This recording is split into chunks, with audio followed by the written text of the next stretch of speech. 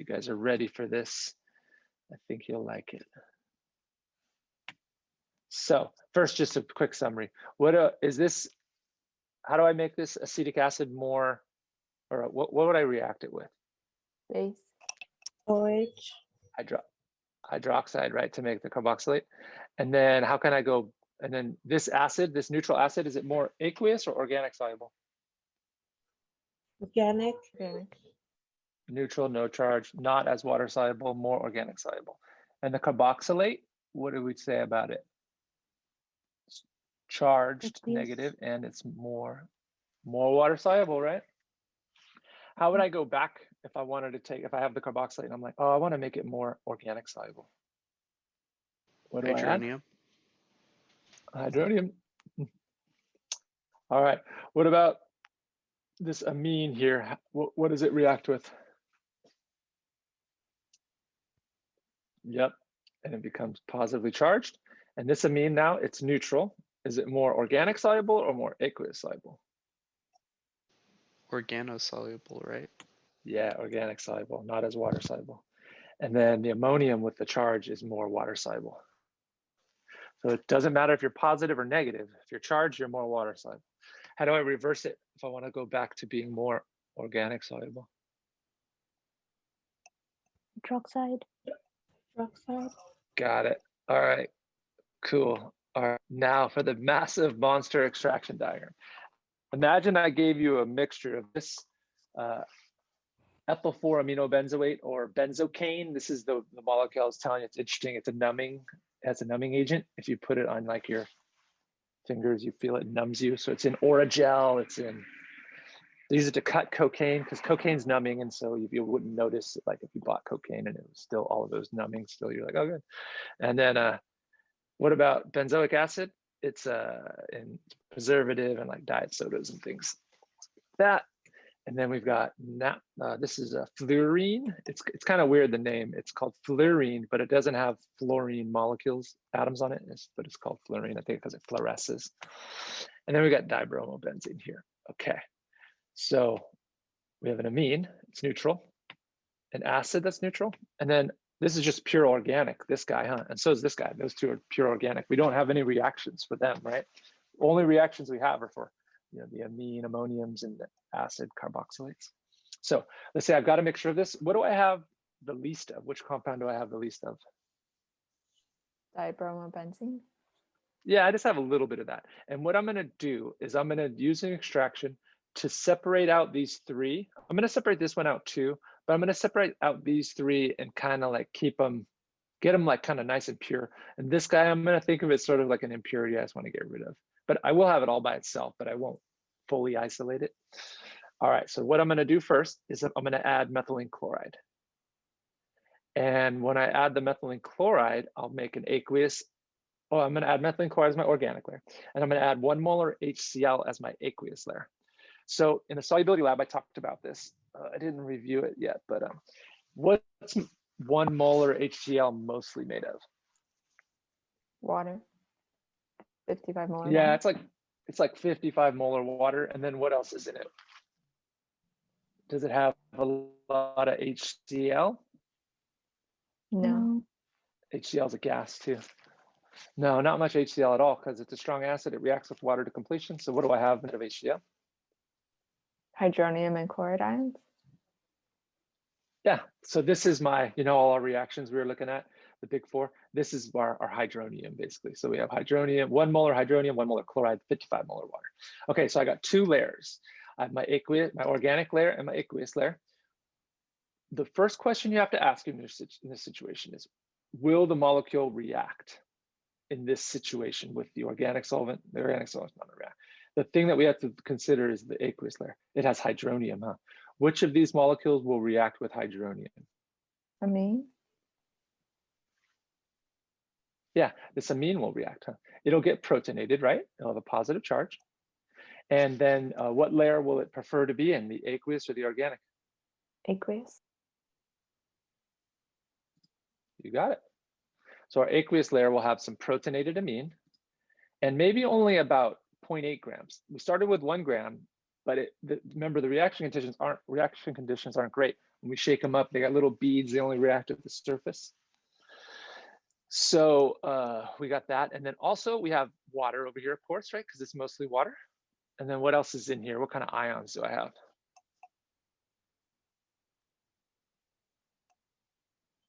Chloride. Yeah, and also hydronium and chloride. Mhm. Yeah. Because we add actually our acid, we have excess acid. So this will be our limiting reagent. We're always going to add excess acid or water. Okay. So now what about the benzoic acid? Does it react with hydronium? No. No, benzoic acid doesn't react with hydronium. Benzoic acid reacts with hydroxide base. Huh? So the benzoic acid does not react with the hydronium. Is it more non-polar or more polar? Do you think it's going to be more aqueous soluble or more organic soluble? Organic. Yeah, it's going to go in the organic layer. And then what about this fluorine? Will it react with the hydronium? No. No, we've only learned the big four. That's all we need to know right now is the amines will react with hydronium. This has no amines, so that's going to be in the organic layer. What about dibromo? No. Nope, doesn't react. And then what else do we have in the organic layer? I want to list everything in here. I'm really detailed because it helps you understand it. We also have some of this. Does that make sense? Yes. Yeah, because we didn't react all of it. We had 1 gram, but it wasn't that great of a reaction. We got these beads of organic and beads of aqueous in the organic, just the surface area reacts. So we only reacted about 80% of it. And then there's still some left over. And when the amine's not charged, this guy's pretty nonpolar. So it goes into the organic layer. And then can you name off other things I want in this organic layer? A couple more Methylene things. chloride. Good. That's what it mostly is. That's the solvent. And then one other thing, just a little bit of it. A little bit of water. Trace amounts of water. Yeah, that later we're going to have to dry with, like, we could do like a brine pre-dry and a sodium sulfate final dry. Okay, so I should have like little pictures of it here, but so I would have these 2 layers, right? And I would pipette off the bottom layer. Which one's going to be the bottom layer, the organic or the aqueous? Aqueous. No, methylene chloride's more dense. Remember, it was like 1.3 grams per mole. So methylene chloride will be on the bottom layer. I'll pipette that out. And when I pipette that out, it'll look just like this. Nobody has color in here. It'll just be like a clear solution. And this will just be like a clear solution. So in lab, I won't know that I have ammonium in here. I won't know these molecules in here. I just kind of believe that they are, you know? So what I'll do though, then, is I'll take this aqueous layer and I'll add 6 molar sodium hydroxide because I want to take this acidic solution and I want to switch the pH. I want to make it basic. So will the ammonium react with, well, first off, no, the sodium hydroxide aqueous solution, what is it mostly? Mostly water. Yeah, still like 50 molar or whatever. And then what else? 6 molar sodium, 6 molar hydroxide. So we got hydroxide in here. Will it react with the ammonium? Yes. Yes. Yes. And so it'll make it into the amine again, right? And when I do this, this is a separate aqueous layer. It'll precipitate out because I don't have any organic over here. I just have water. And you'll see a visible like solid precipitate form. So when you're in lab, when you're at this point, it looks like just like water because this is dissolved, everything's dissolved. When you add the sodium hydroxide, boom, a precipitate forms. You're like, oh, yep, looks like I got the benzocaine, looking good. We add enough sodium hydroxide to react, to make the solution to change it from acidic, like pH below 7 to above 7. So what else should I have in here besides the precipitate?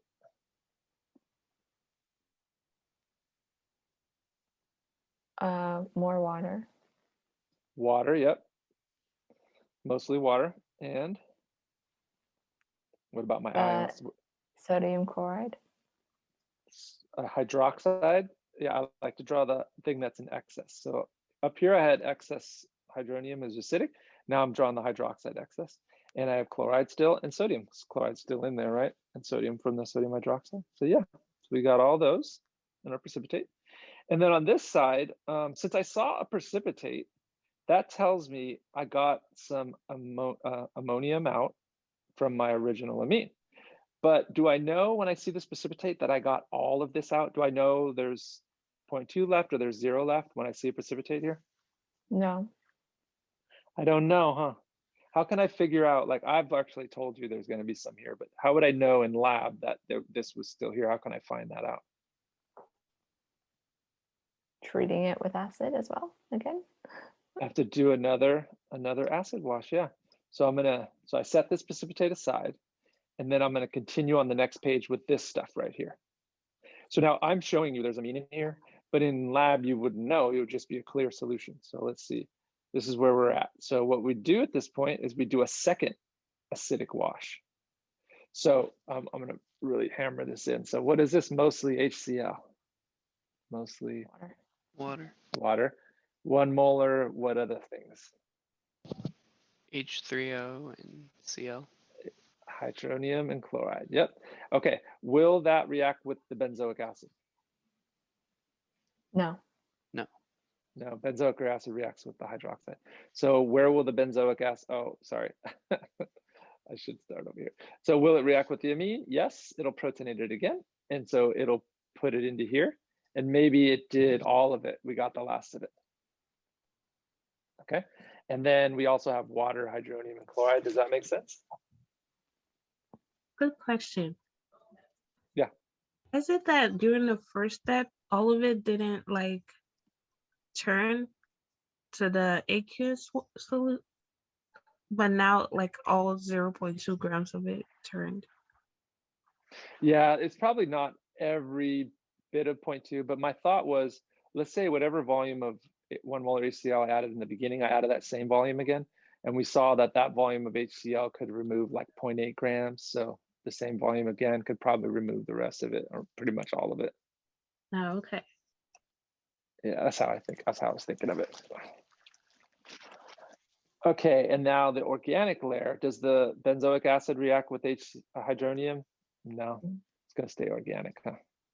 Does the fluorine react with acids? No, the fluorine and the dibromobenzene, they don't react with anything.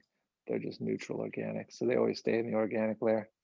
And what are the other two things in this organic layer? Methylene chloride and trace water. Methylene chloride, trace water, yep. Okay, now at this point, I don't even know if I mean, oh, yeah, I don't know if I have this in here at this point because it's just a clear solution in lab. But I'll add 6 molar NaOH to make the solution basic, and what will happen? Precipitate out. Yeah, I'll get the deprotonated ammonium, the amine, and it'll precipitate out because this side is only water. There's no organic layer for it to go into. And so I'll get that precipitate and I'll get water hydroxides, chloride, sodium, right? Chloride, hydroxide from there, sodium. And then will I know that I've removed all of it at this point if I were in lab by just seeing the precipitate? Does that tell me, oh, I must have got it all out? No. I won't know, huh? So that'll be my second precipitate, but I won't know if I'm done yet. What I have to do is another one, a third 1 molar HCl, huh? So the 1 molar HCl, will it react with this benzoic acid or any of the other ones? No. So all I'm gonna have in this aqueous layer is the water, hydronium, and chloride. There's no organic thing to come into it. And then when I add sodium hydroxide, I make the solution basic and I see no precipitate. What does that tell me? That you've gotten it all. I got it all out. I'm happy. I was like, oh, yep, those first 2 precipitates I collected, that's all my original amine. I'm good.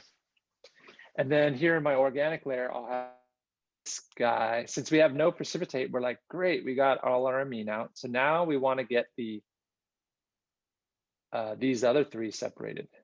So what should I do next? Add some base. Yeah, continue on next page. So now I know I got that carboxylic acid. If I add 1 molar NaOH, what is it mostly? Water. Mostly water, like 55 molar water, and then 1 molar hydroxide, 1 molar sodium. Does the benzoic acid react with the hydroxide? You mean the Practice? Oh, carboxylic acid. Okay. Is it benzoic acid or carboxylic acid? Or both? Carboxylic acid, or what did you say? Is it benzoic acid or carboxylic Oh yeah, acid? yeah. Benzoic acid is one type of carboxylic acid, and Okay. acetic acid is another type of carboxylic acid. Yeah. All Uh, right, so it'll react, and then where will it go? Aqueous or organic?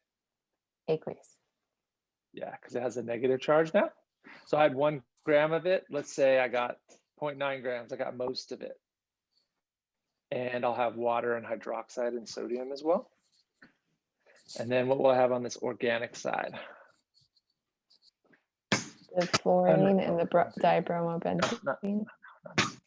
No, Nick. Because I'm in lecture right now. Exactly. You want to show them your moves? Show them a good move. Okay, that'll get them quiet, huh? Yeah, you're good.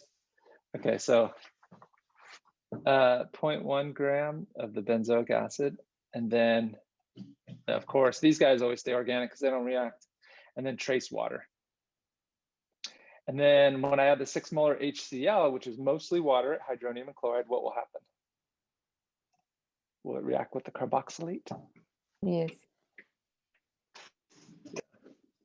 Reacts, and so you get a precipitate, and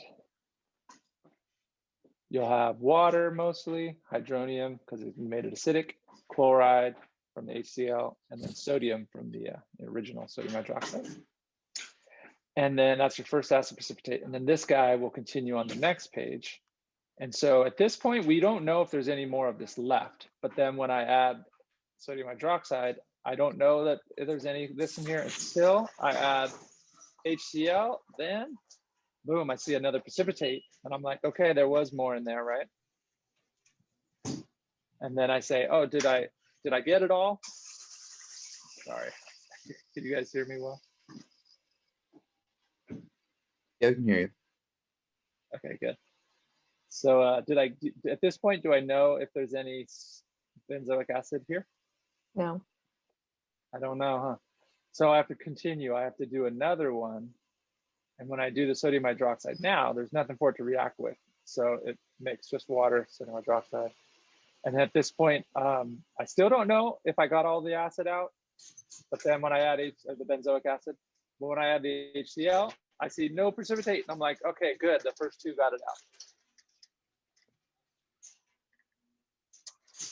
So now what do we do? Are we stuck? We don't have any of our big 4 reactions left. We just have 2 neutral organics. They're impervious to the HCl and the sodium hydroxide. So how am I going to separate them? Something that reacts with the 2 bromos. Nope. What I'll do first, I'll let you guys chew on that for a second. But first, what I'm going to do is I want to get these 2 just by themselves. These are solids, the 2 of them, but they're dissolved in the methylene chloride with a little water. So I want to get rid of these liquids. I want to just have the solids alone. So what should I get rid of first? The trace water or the methylene chloride? Trace water. Yeah, how am I going to do that?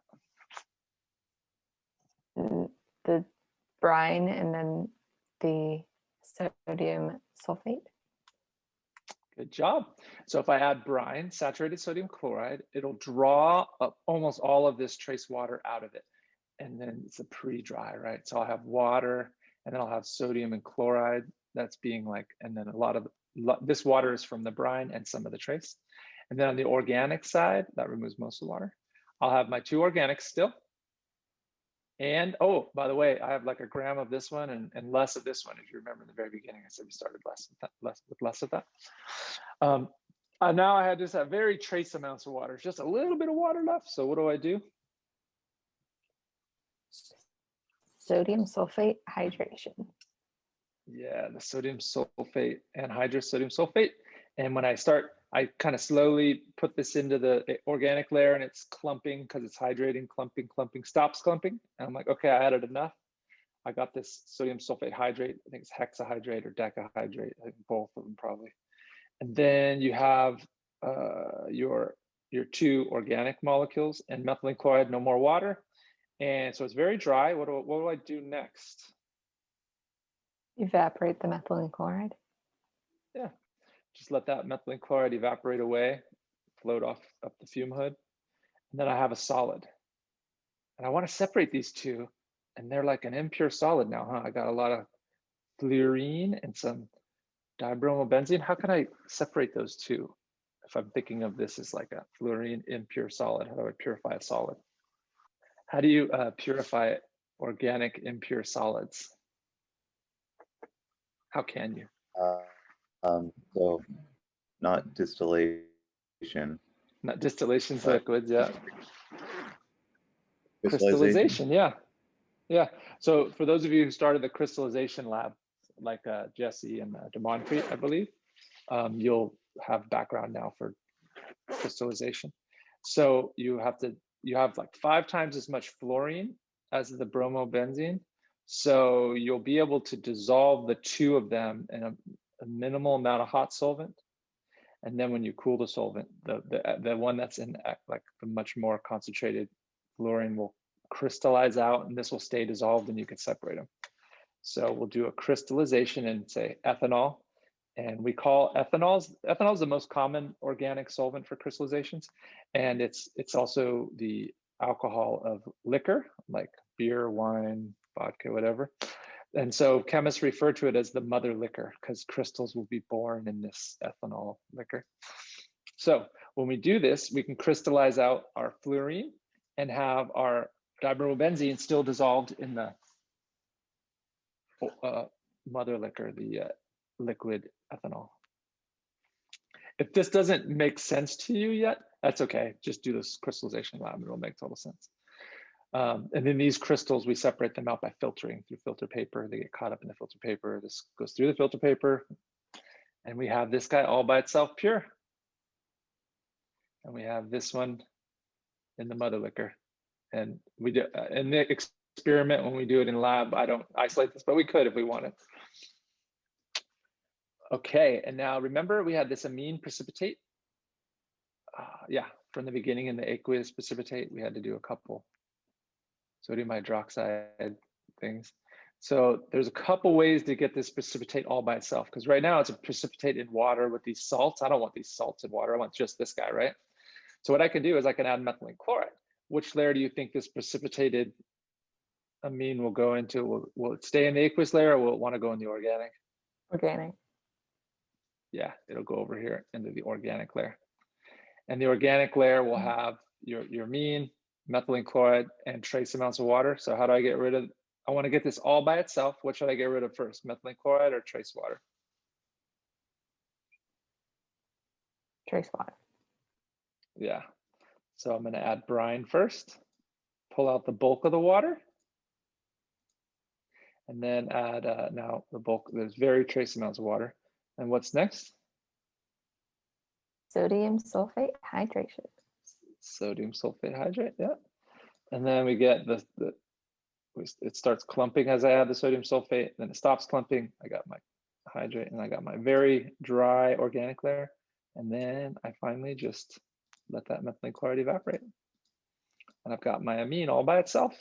And this is, I'm saying pure amine here. It'll be a little bit impure. If you want to purify it more, you can do a crystallization of it as well.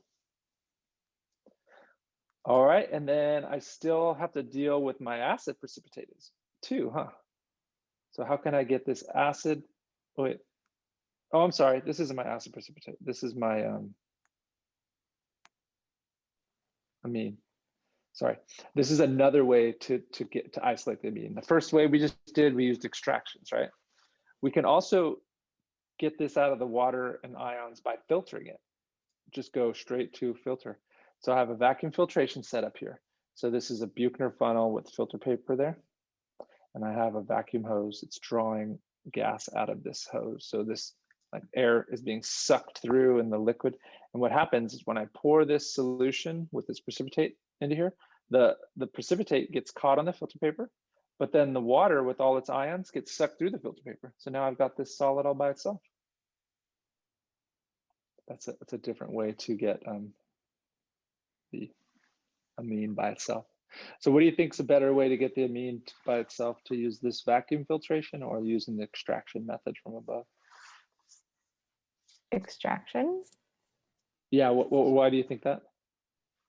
there's might be some ions maybe left behind, or it might not be dry fully from the water. Yeah, it actually depends. I think for this benzocaine, well, it depends on if you're doing it on a small scale, usually you do extractions because you don't get a lot of precipitate and it's hard to get it like on there. But then if you're doing it a larger scale, you'd do the filtration because it's quicker. So it really depends. In lab, when you're doing when you're in a situation like this where you're like, well, I can extract it or filter it, usually I'll look at the solid, and if it looks like big crystals that'll easily get caught on filter paper, I'm like, oh, I'll filter it. But if it looks like a real fine, meshy precipitate, I'm like, I'll just extract it. So it's up to you, kind of thing. And then on this monster extraction diagram, I have it made up again here, right? But now it's blank. So your question will be to fill in these boxes. Wait, did I say second? Why did I say second amine precipitate? Oh no, I don't like that. Yeah, I got it. That's a typo.